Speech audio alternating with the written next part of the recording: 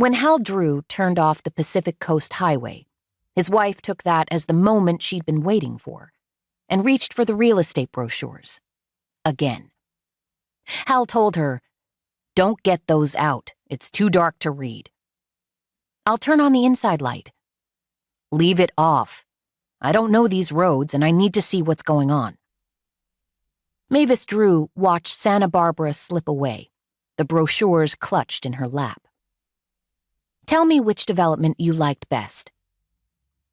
Hal waited until he was headed east out of town to say, "Remind me which one had that view of the ocean." "Oh, you." "It's a fair enough question."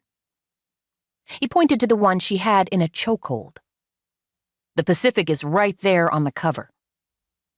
"So they dressed things up a little."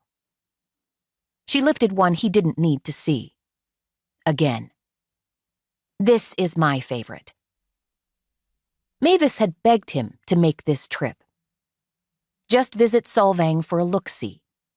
She'd been going on for months about how these California housing developments were going bust. She claimed they could get a steal on a home and live her dream of retiring near the ocean. Which was why they'd taken this miserable excuse of a highway from Solvang to Santa Barbara. So Mavis could have a look at the Pacific. Soon as they drove along the harbor and saw all the pretty sailboats bobbing in the blue Pacific waters, Hal knew he'd lost his wife to the California myth.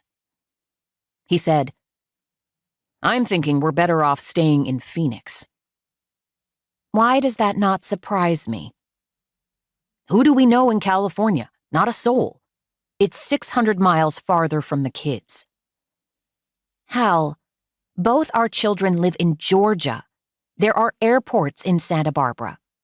We fly to see the children now. What difference does it make?"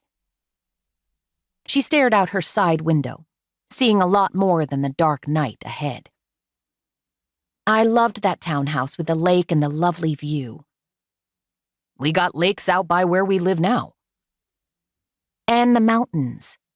You said they were nice." "We got mountains too."